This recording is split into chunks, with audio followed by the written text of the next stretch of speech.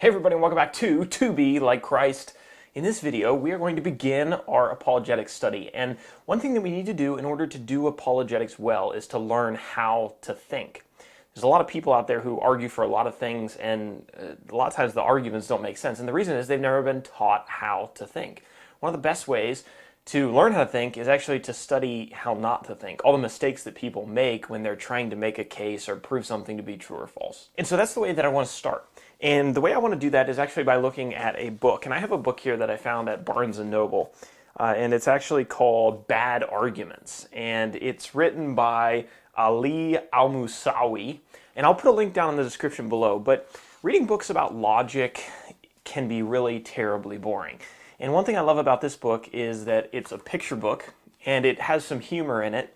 And it teaches about all the logical fallacies. So it has a branch. It talks about red herrings, formal fallacies, informal fallacies, and there's all these branches and pictures and funny illustrations in here that help make learning to think a little more fun. And so we're going to walk through these fallacies, many, if not all of them, that way that when we come to apologetics, we'll know a little bit better how to make a strong case. And you can take the arguments that you've already learned or the truths that you think you already know and compare them to these to think, or to ask yourself, do I really have a foundation for believing this or asking this question or believing this evidence? So for this video, we're going to talk about argument number one, bad argument number one, and that is the argument from consequences. And the definition of this is affirming or denying the truth of a statement based on the consequences of that statement being true or false. So here's an example. If X is true, then it causes Y to happen. Y is bad or undesirable. Therefore, X is not true. Okay, so this is a logical fallacy. Remember, this is not a good way of thinking. Basically, what it's saying is that you can judge the truth of a statement based off of the consequences brought about if that statement is true or false. Okay, so that might not make any sense to you. Let's give some examples. So here's an example. Number one, X is true because accepting that X is true has positive consequences. All right, that's still a little bit abstract. Here's another one. Here's a funny one. If my teacher gave us homework today, I will not have time to play with my friends. Therefore, my teacher did not give us homework today. Okay, so that one's kind of absurd. It's easy to it's easy to realize why that's wrong. But there are some that are more subtle than that. Here's another one for you. And these will relate a little bit more to apologetics.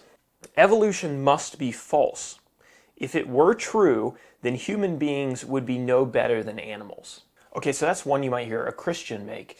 What it's saying is that evolution has to be false because if evolution were true, we would be no better than animals. Us being no better than animals would be the consequence of that statement being true. We can't make a definitive statement about the truth of evolution just because we don't like the consequences that would happen if it were true. Okay, here's another one. If Christianity is true, I cannot participate in certain sins that I enjoy. Therefore, Christianity is false. That one's pretty self-explanatory. Here's another one. If God doesn't exist, then everything is permissible. Therefore, the statement God doesn't exist is false. So the question at hand, the truth that we're trying to ascertain is, does God exist?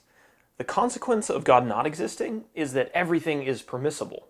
But that doesn't tell us one way or another whether God exists. At least on the surface. You can definitely get a little bit deeper into that one. Or here's kind of an absurd one. Belief in God leads to an increase in charitable giving. Therefore, God exists. Now, obviously, when you are talking with somebody, a debater, somebody who's trying to convince you that what they're saying is true, and they use one of these logical fallacies as an argument, it's much harder to catch. It's much more subtle. Sometimes it's dressed up in eloquence or it's disguised. And so detecting them can be much more difficult than kind of the obvious examples that we've given here. But this is a good filter to run any argument that you hear through.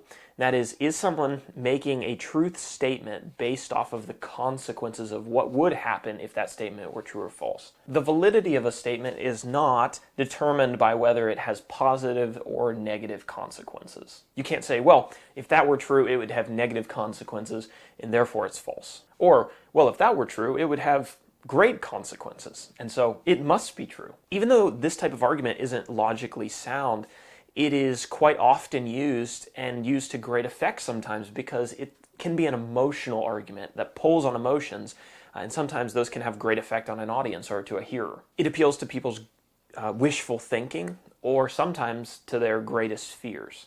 Unfortunately, truth and wishful thinking are not always the same. Otherwise, everything that brought about good consequences into the world would be true, and everything that brought about bad consequences would be false, and that would be a great world to live in. And you might be thinking, well, what are you saying? Are you saying that consequences aren't important? And no, I'm not saying that at all. Keep in mind that this kind of bad argument, this type of thinking, is only invalid when a person is trying to decide on the truth of a particular statement. It's definitely important for us to consider the consequences of any decision that we might make. We just need to be sure that when looking at those consequences, we know exactly what truths can be ascertained from them and what can't. So here's an example of maybe how those two things play together. The example is medicine X cures migraines or headaches. If you take medicine X, your hair might fall out. That's the consequence. Therefore, the statement medicine X cures migraines is false. You can't draw that conclusion, right? Just because your hair falls out doesn't mean that the medicine doesn't cure migraines. So that would be the logical fallacy. But the fact that it causes hair to fall out is a very valid reason for you to ask the question and consider the option of, should I take this medicine or shouldn't I? We just need to make sure that we know why we are evaluating consequences and what value we can expect to get from that evaluation, what that evaluation offers and what it doesn't offer to us. So this is the first bad argument that we need to watch out for, not only when people make arguments to us, but also when we are trying to convince another person of our position. We cannot use the argument from consequences. So maybe take this argument and write it down in a notebook, and that way whenever you come across an argument or an idea, you can run it through this filter and then the ones we'll do throughout the progressive videos so that you can make your logic as sound as possible. Thanks everybody for watching the videos. Let me know some feedback down in the comments below. I'm trying to strike a balance here between bringing in some of the finer details of the science behind the logic, and also just making it understandable and something that people actually want to listen to. And that can be a hard balance to find. And so help me out with that if you would. If you haven't subscribed to the channel, do that down below. I think we are like 5 subscribers away from 2,000. And so you could be the 2,000th subscriber of this channel. I want to thank everybody who's subscribed already. Give it a like and share it with your friends. And I'll see you guys next time for the next bad argument. And just a reminder, if you want to get a hold of a copy of this book, I will put the link in the description below.